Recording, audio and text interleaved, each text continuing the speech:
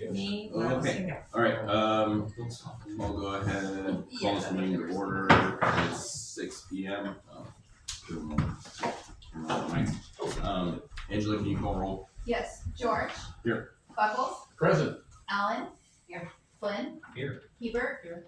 Houston. Present. McElroy. Here. So first up, we have public comment period. First up is Linda, if you want to come on up. I'll go ahead and read the statement real quick. Public comment portion of the agenda is the opportunity for the council to listen to the public, but not to dialogue. Public is allowed 3 minutes to present information relevant to the city. The topic issue brought up may be referred by the council to the city manager for inclusion on a subsequent council agenda. Council has the discretion to ask questions after comments are concluded. Please note, complaints should first be addressed to the appropriate city department and or the city manager prior to directly addressing the council. Okay, go ahead. I don't know what the policy is, but there's motorized bicycles on the street without helmets. Last night we saw there was maybe a 10-year-old with a smaller child on the back of him, had no shoes on, his socks were kind of dangling, and the kid that was riding the bike had a helmet on. But this is Sheridan Road, and I've said it before, someone's going to get killed. I don't know what the policy of motorized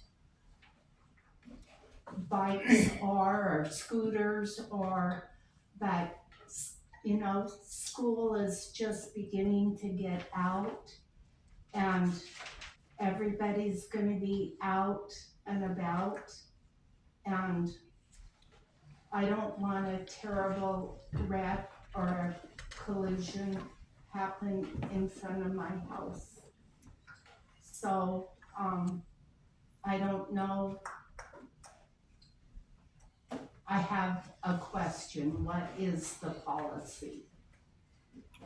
Yeah, I'm not sure what the policy is on that, or what the current law is around with that. I'm pretty sure our code doesn't address that because it's fairly new. Are you talking about the scooters? Scooters, motorized bicycles, I mean, you name it, on any given day or night, they're out going up and down, and I don't know where their parents are, but apparently they don't seem to care. I mean, I'm from that generation where we worried about our kids, our grandkids, and I'm just looking for some direction. You know, do I go to bed at whenever they come out, close my blinds? I mean, I have to live too. So give me some direction or input. Yeah, we can, I mean, I don't have an answer for you as far as what the current law or policy or anything like that is, but we can get back to you on it. Your Honor, we could ask, whatever deputy is with us next on June 15th, if they could, just go through the list of motorized and non-motorized, modes, and what the rules are, sidewalks versus streets and all, because there's a lot of the things out there. They go really fast. Yeah, he can brief us on that. And I can email the sheriff or Captain Willow before then and just see if there's anything they can do before that. Sure. Great. If there's any action they can take in the meantime. Thank you. Thank you for bringing it to our attention.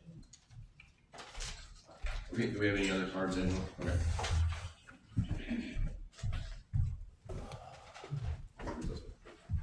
Okay, all right, Joe. Hi, Lee. I have a company called West Valley Transparency, and I'm here to talk about the poll. Some of you have voted about what people would like to see on the ground level of the Hyder building. It was requested me to at least conduct a poll.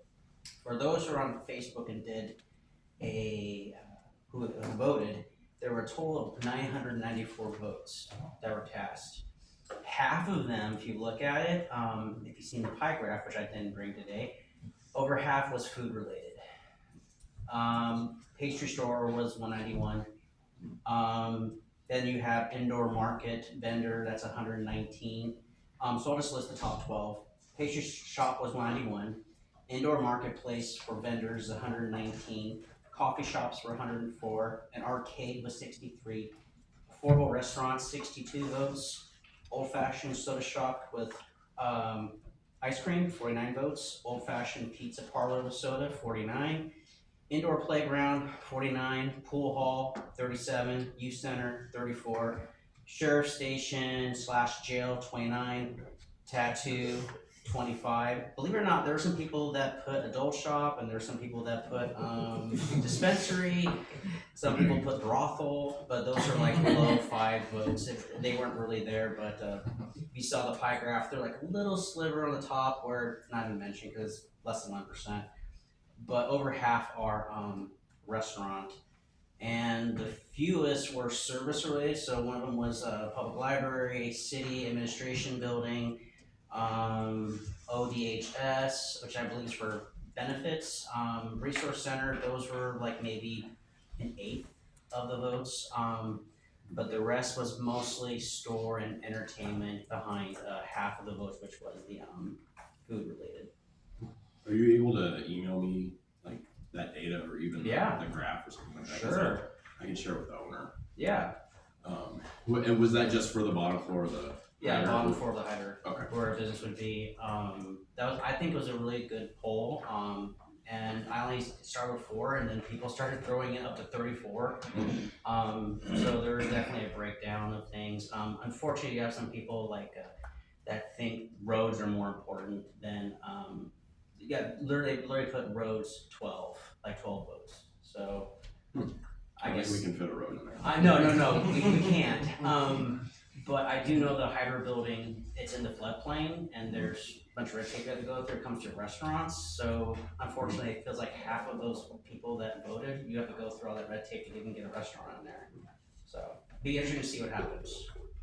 Thank you. Okay, thank you. Thanks, Jeff. Okay, so first up is project update on the Hebert Memorial Plaza and downtown park improvements.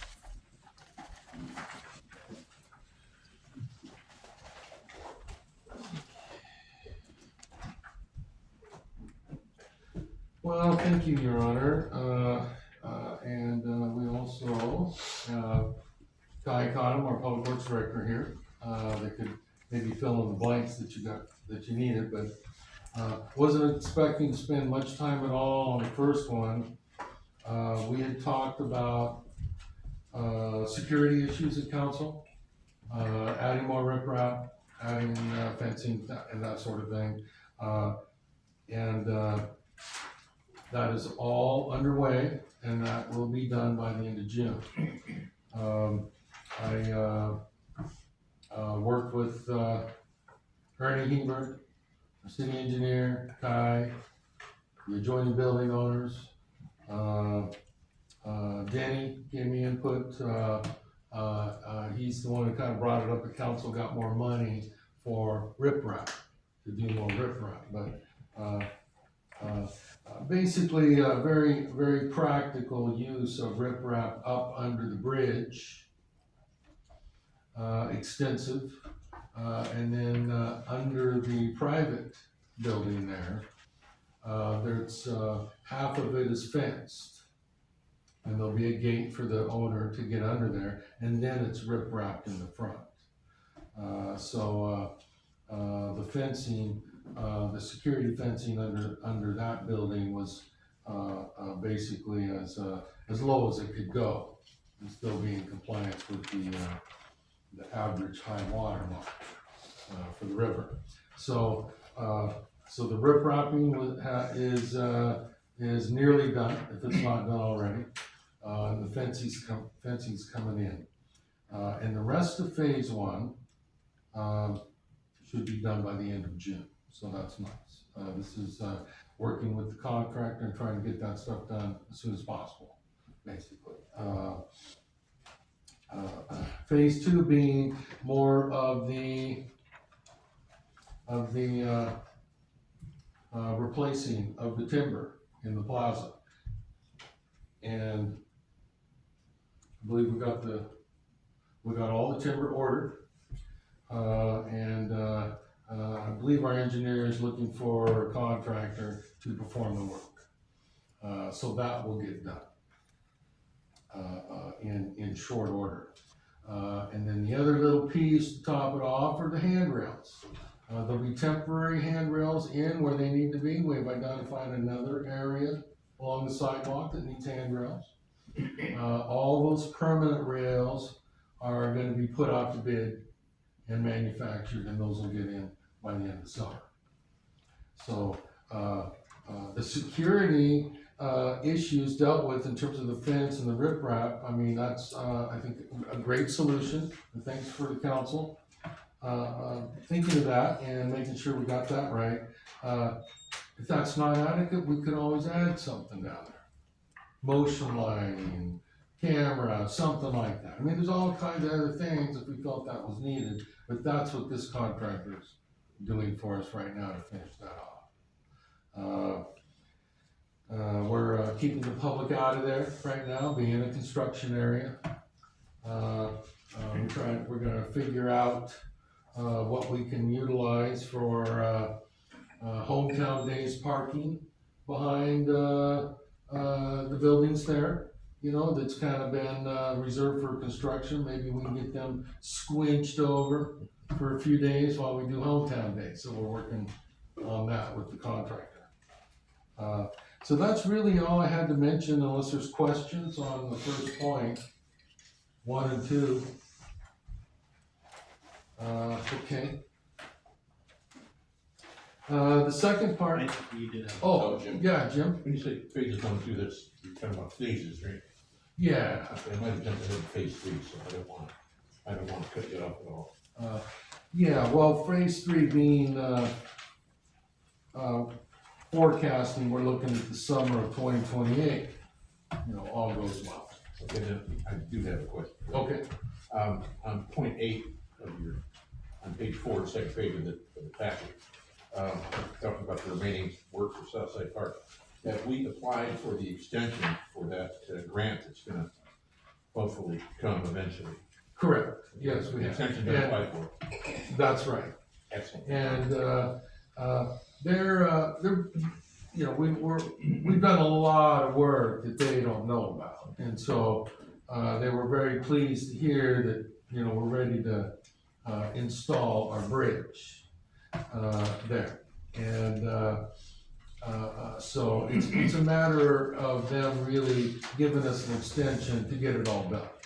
Do they just wanna do the end of the calendar year? Do they wanna stretch into spring? You know, so, we're not concerned about them not giving us an extension. The one thing on that project that we did get clarity on is we're finishing all the grant improvements. So the existing footbridge we have will be installed in Southside Park, and then on the end of that is an accessible route to a shelter. So, putting in the bridge, contractor put in the bridge will also include that shelter, and then a second shelter, the footpad for that, which is over closer to the kiddie park.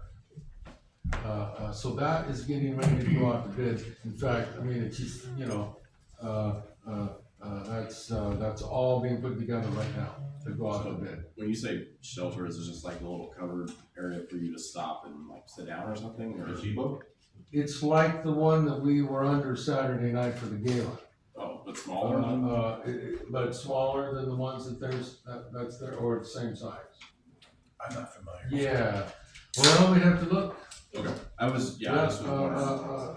Yeah, so this contractor would do the bridge and the two paths and the Okay. accessible routes. Is that using the bridge that so Yes, for on East Creek or whatever, that bridge for the water line, is that gonna have to be something different? yes, that Okay. would have to be manufactured. I gotcha. Okay. And, so yeah, that's on our list to have, Okay. to build that, right? Jim? This is jumping ahead, I think we got that. Point 11 about the M Hill Sewer Street main lining. That involves part of that grant that we used for slip lining for under the river, and then we're hoping we're gonna get the rest of the $775,000. Is that, we're still hoping for that? Is that? That's in process. There's two pieces on that. There's a county piece, which we're gonna move ahead this summer to finish lining a stretch for that money that comes from the county. The rest from the CDBG, from the state, we have to go through a process of, doing an environmental review and all that kind of stuff. But it's, the council has awarded the contract to get that done. And, so that's all part of then repurposing that money. So we're confident, we're gonna be able to use the rest of that grant for that, slip lining project. And, that's the way we got it in the budget as such. If you're confident, I'll trust your confidence to go along with you. Yeah, well, it's also a timing issue. That one's not being something that has to be done immediately, except for the county's portion, you know. The state's, the CDBG portion would be, probably next spring. That's for them to do the environmental, look at the engineering and the exceptions that this, work, provides to the standard rules. So we're confident that's gonna be repurposed. Council has approved all the engineering work to get the environmental and the scope of work modified. The state has already approved that work and you have approved it, so that's in process.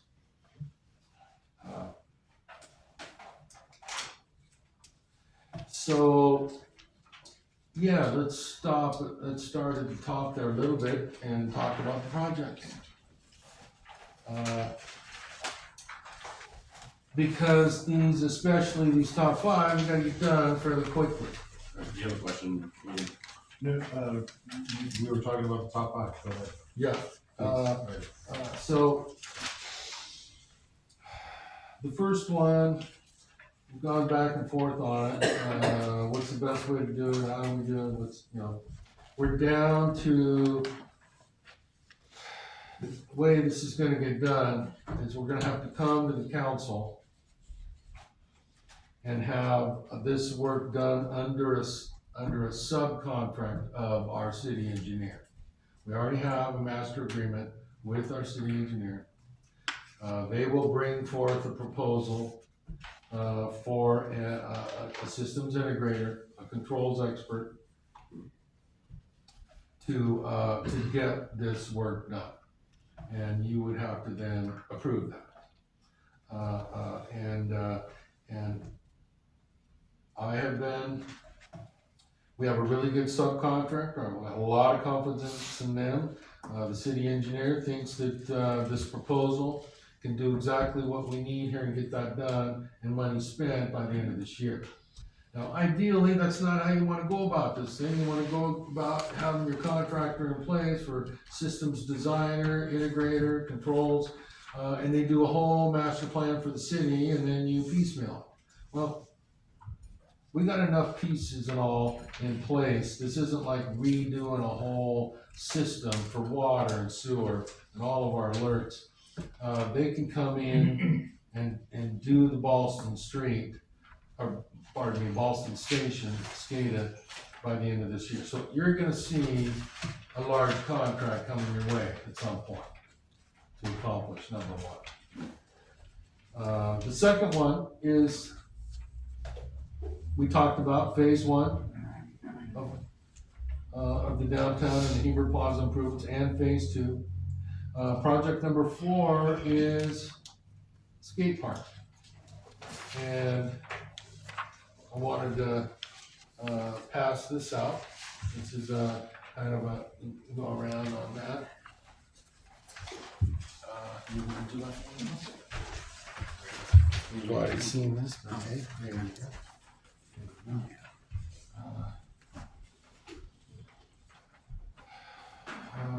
We got enough there, got enough there? Maybe not quite?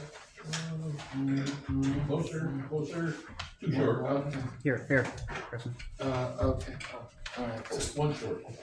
okay, alright, so this is, And then both directions. if we wanna do a skate park and get it done in the summer, and this is kinda how this is gonna have to work, and I, walked through this with the Park and Rec Committee meeting last week. And if we're talking about a request for proposal, which is what we're talking about here, price is not the only criteria. Otherwise, it's a public works project, like anything else, you take the low bidder. No, we wanna do an RFP and add other things to this. So the basic selection process is, we do the request, the city receives them, has presentations, they make an award, or if it's the park committee, they make a recommendation, and then the council awards the construction contract. Then we gotta build it, it's all gotta be paid for. So there are minimum qualifications to make this proposal. And you can see that, I threw down 6 ones here. Age focus, cost, completion date, a site plan that lists the footprint of the park. The existing skate park, you can see how it's kind of square, but it's kind of shooting off on one side and all. Basically, if you were to connect all 4 corners, and square off our existing skate park, that's what we have to work with. And I was, kind of talking to the Parks and Rec Committee about, how that would look on the ground, but, that would be an exhibit. You have so much to work with. So they make their proposals and presentations, and how do you grade them? Here's criteria. And then whatever board they present at needs to grade them and make a selection. I mentioned a point here about the 100-point scoring system. Ask the Park and Rec members as well as council tonight. You've got input on these minimum qualifications or selection criteria, let me know.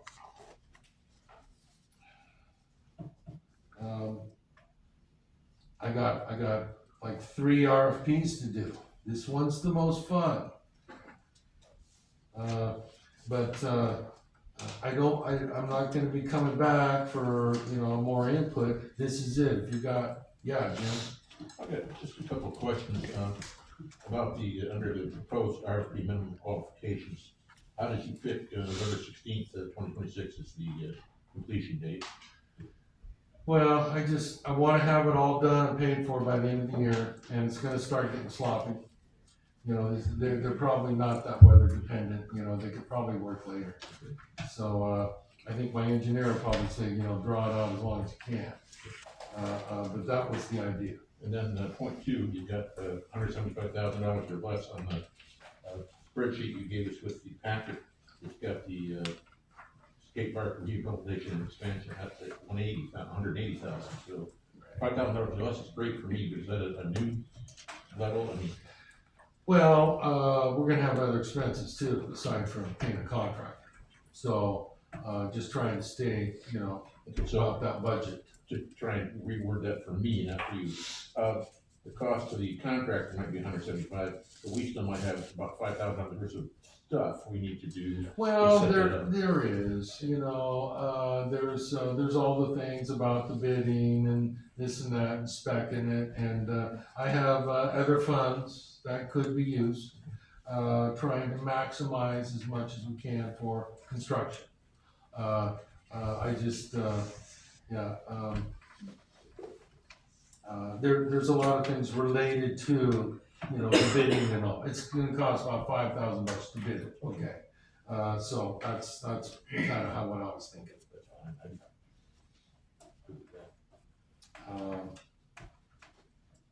So that's the skate park. If you got input on that, let me or Amber know. This is one of a few RFPs we gotta get going on. The last one here on this list that we want to get done this summer is, one of the, programs we highlighted, with the budget committee, and that is, over $500,000 improving Sheridan Road. That, hopefully, that will be, out to bid, almost, shortly. The engineer's working on that one to get that out to bid, so that come, July we'll be ready to go. And it gives contractors the maximum time to plan this for this summer. Because it's a real fill-in project. It's not labor intensive, like doing new construction. These are dig outs and fixing the overlays. It's a maintenance project, so, we think we're gonna get good bids on somebody that wants to use this as a good filler project. And it's large enough to attract some bidders that maybe haven't bid Sheridan in quite a while. So, those are the things that are coming at us right away. It's a lot of work. We can talk about these other projects if you'd like. There's only one other on the list I wanted to talk about, and that's the disaster repairs. That is project number 10.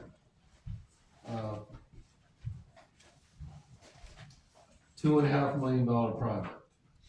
The city's portion is basically our local match of that $2.5 million. And I can tell you that there's still promising, it is still promising that we will receive FEMA assistance to get this done. We're not out of the loop yet. We're in the next to last stage in getting funding. We're going through a scoping and final inspections. We're verifying site conditions, and we're now starting as of next week the weekly meetings with FEMA folks. They are scheduling inspections ASAP. We met with FEMA last week on a Zoom call, along with folks that came down from Region 10. And I want to mention how great Kai Cottom was in that meeting, stressing the need that we gotta do something, or we're gonna have another disaster on our hands come winter. So, if we can't get this thing funded right away, we gotta do something to shore it all up for winter time. That costs money. So what we're planning is to come back to council at your meeting in 2 weeks with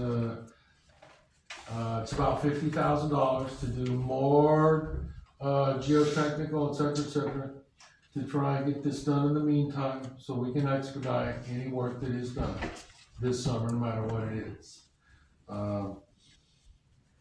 But I do want to report that, we're still in the running. And the staff person for Senator Merkley called me today on this. I said, how's it going, President?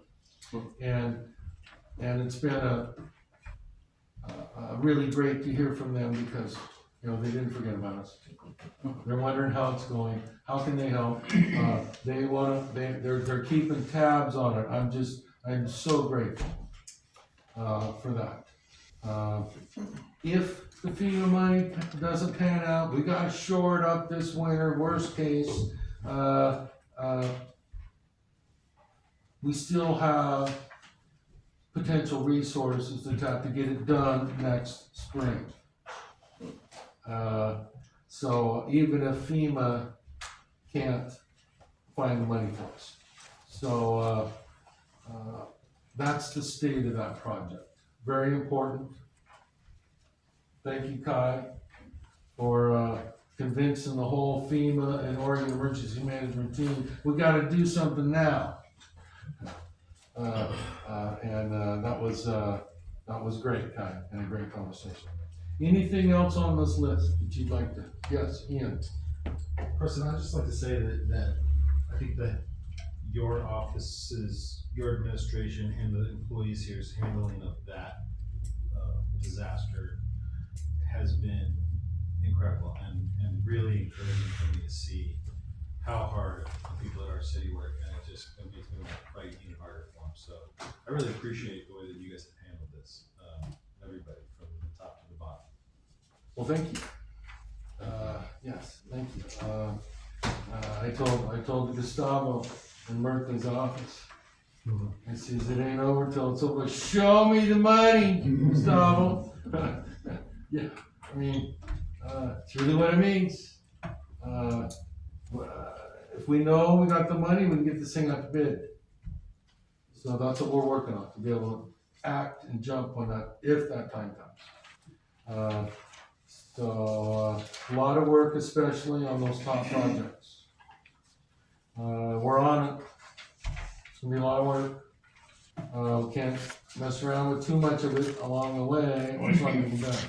Like the skate park, boom, boom, boom, presentation, make a decision, build it, you know.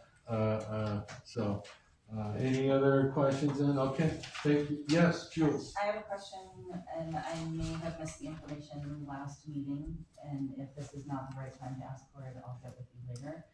I know that we discussed the traffic counts that were being done. Do we have results from that, or is that still in process? That's still in process. It's being set up as a preliminary, it's part of the TSP that we're gonna kick off here shortly.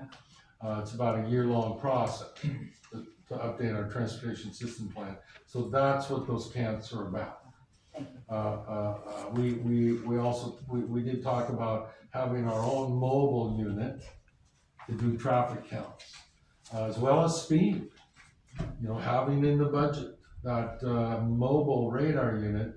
The ones you see in town, those are fixed, they just tell you to slow down and what your speed is. The mobile unit records traffic trips as well as speeds, so we can identify problem intersections. Somebody gives us saying, hey, we need a 4-way stop there. Well, let's throw the mobile unit. We don't have to pay a deputy to go out there and observe. Or even in some areas to check on speeds, we can put the mobile unit out there. Very efficient. At the gala on Saturday night, I gave our mayor credit for that, as well as the sidewalk program, since we're talking about the mayor. You know, plus the sidewalk program, I gave our mayor a lot of credit for that, and everybody was clapping and cheering. But Kale was at the restroom. You didn't hear it. So when he walked up with all the cheering, he thought it was his turn to speak, because he's presenting after me. And Brooke says, Kale, sit down, it's not your turn. It was just a fun moment, you know, and you did great, Kale. It was a wonderful evening. But okay, I got off on a story there. But the sidewalk and the mobile unit, yeah, thanks to our mayor. That was great. Yeah. And our budget committee. Probably too much of an answer. Yeah, okay. Great. Okay, thank you.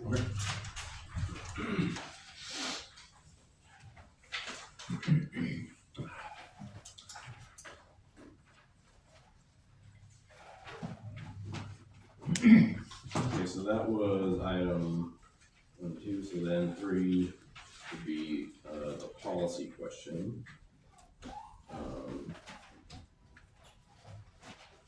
Preston, do you wanna kick us off on that, or? Well, I can, sure. This is an example of how another city kind of expands their code of conduct for counselors to other board members of the city. I've never been in a city that's had it. In a city, I suppose that's the best practice. And the idea is, we probably should have something like that here.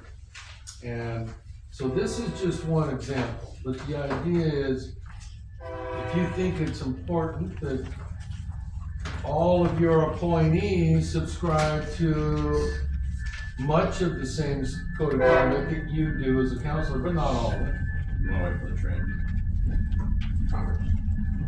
Everything is sealed on your phone tonight, Russ, I'm sorry. I agree.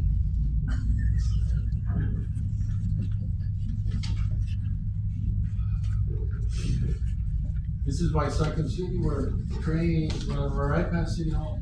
I think it's fabulous. Yeah, pretty good. At least in Jervis, they go awfully fast, so they're out. Oh, man, yeah. Oh, yeah, there's 6 miles an hour. I like these ones. Slow. So the general idea being, well, yeah, maybe the other board members that you appoint should subscribe to a similar code, maybe not the same, but largely a lot of the same ethics and standards that you all would subscribe to.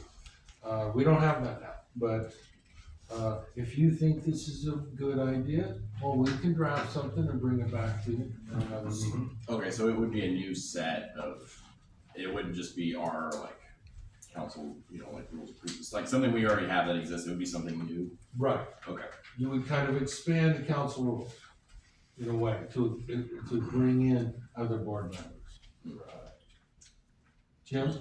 I read through this, and a lot of this is already included in our council rules of procedure, although it's a friendly document, and I mentioned to Kale that Alameda is down in California, right? Right. All those friendly, smiley people in the sunshine, so it's very gently written. But I do think it's a good idea to have some guidelines for anybody that's appointed, to at least let them be aware that, hey, you're now appointed to be part of the city, so if you're gonna spout off or do something stupid, that you're gonna be responsible for it. Right. It doesn't replace common sense, okay? You're not gonna legislate common sense. But this could be a helpful guide. If you're talking about a bigger city, you got a lot of committees, you got all these things going, probably a good idea. I've never worked in a city where this was necessary or in place. And I think this one spot in the entire document explains it perfect. It all comes down to respect. That's simple, huh? Don't treat anybody else like you don't want to be treated. That's simple. So respect is the key, but this really breaks down in fine, polite detail, very friendly, very nice, but it does at least say proper conduct is not any of these things, and I think that's a good thing to point out. Well, I thought I was, no, you weren't. So I think that's good. Peter? I was kind of surprised to find out that we didn't have anything like that. Obviously, we haven't needed it at all, but I suppose it's better to write this kind of thing up when we don't need it, rather than when things get bad, at some future date. If it's not adding a ton of text to some of our documents, we might as well. Right, I think our council rules are about a dozen pages now. I think we cut it down from about 20, if I remember. This is only about another 5 pages, so it's not too bad. But we could certainly propose something at a future work session you could take a look at. Okay. Sounds like good direction from everybody. Looking for consensus. think that this is in relation to, a recent event. Is that true or not? I'm not trying to put you on the spot. Let me rephrase the question. Recent, there may have been some kind of recent events that this actually applies to, let's say that. And I'll just say this is the purview of the chairman to appoint and remove, and it's up to us to decide, I think, if something should be done at that time. So I think what we're talking about here is, in a way, preempting that sort of thing, that sort of work with this policy, and I think that could be helpful. Maybe we shouldn't go overboard though. Well, I think you should hold that thought. Okay. As far as, other connections to recent events, I think. Sure. How you apply it is, clearly written. Hmm.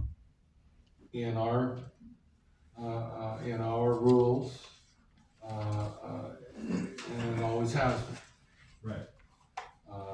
So that does not apply to your comment, you know, but, so I'd say hold that thought. Okay.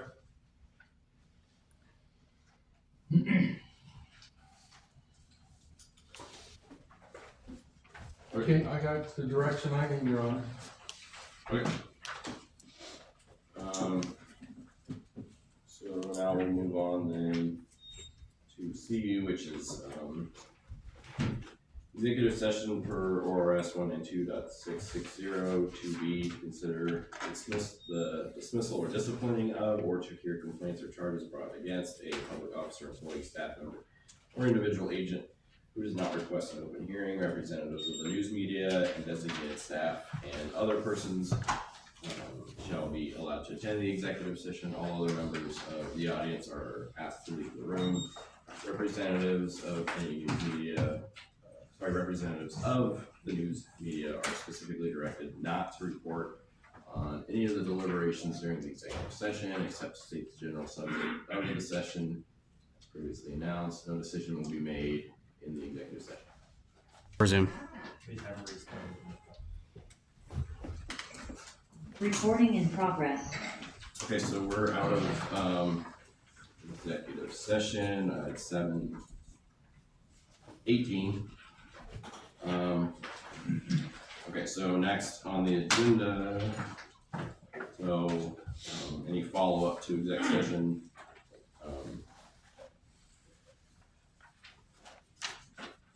Okay, Peter? Want to clear to make a motion? Yes. Okay. I move to dismiss Dorothea Lee from the Parks and Recreation Committee and declare her position as vacant. A second. Okay, so first and a second, any discussion? Okay. All right, hearing none, all right, all in favor? Okay, those opposed?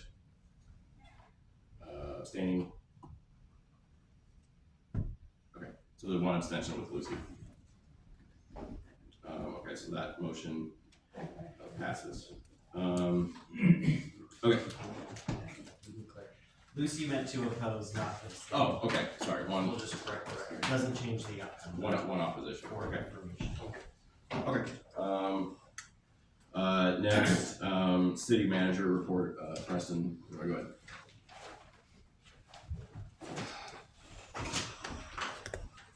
Yeah, look like this. In a pile. I guess, wow. I'm getting rid of a lot of piles, trying to get out of town tomorrow. I don't have anything, Your Honor. Okay,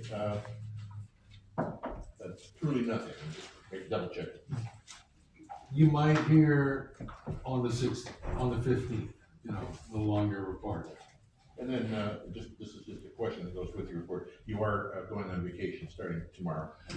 Correct, and I sent a memo out to the council. Oh, I might have missed that. I'm You're, sorry. you're getting everything now, right, Jules, you're on board? Don't know. Oh, Last I heard was my email wasn't working, so I don't know if we did that. okay, well, I thought we nailed that, so, Got it. we'll follow up and make sure, yeah, let us know. That should have been a slam dunk a month ago, I'm sorry that took so long. Yeah, so I sent out that Amber's gonna be in charge of staff while I'm gone, through, the next week, starting tomorrow. I said, geez, Amber, can I start my vacation a couple hours early? Maybe she can cover the meeting tonight. You can always contact me anytime you need to. You have my cell number, but I provided, the ways to contact Amber while I'm gone. I won't contact.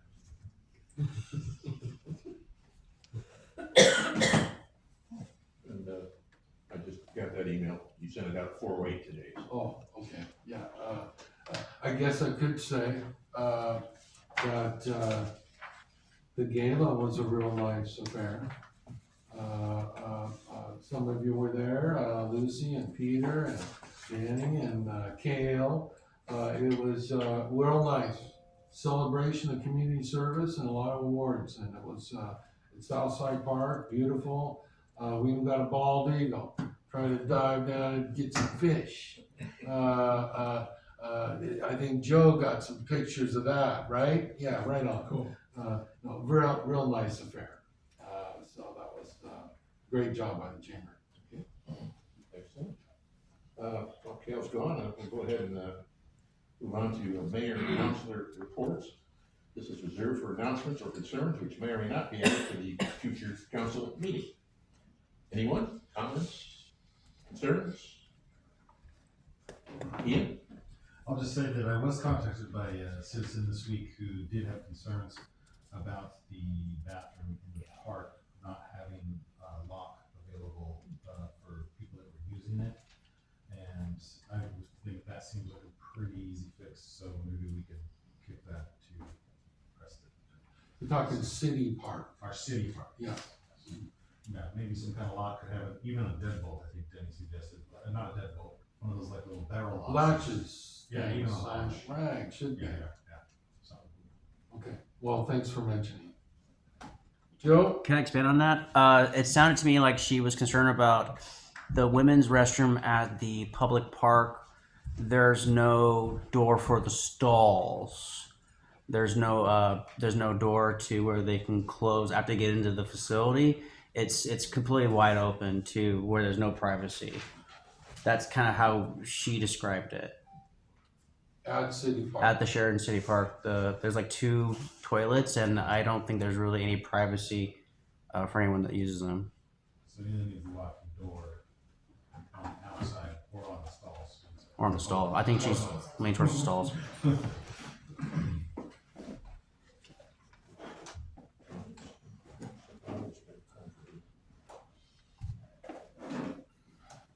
That's all. I've used that facility, It's Kai. Kristen, I shared with Kai. Oh, right on. Yeah, go ahead, Jim.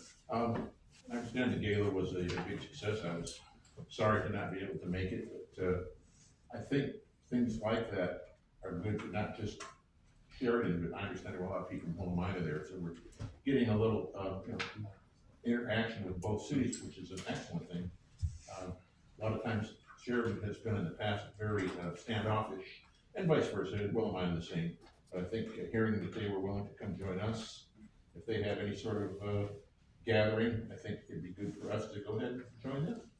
If we're invited. I think I heard somebody say next year's event, or maybe the one after, is gonna be a joint chamber event, I believe.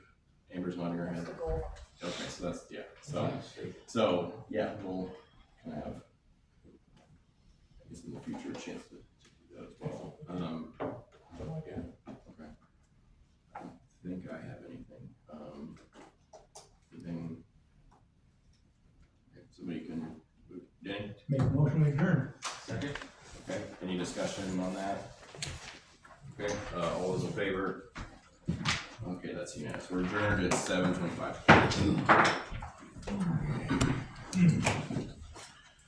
Oh, if you guys have this, I believe this goes back to. Recording stopped. So.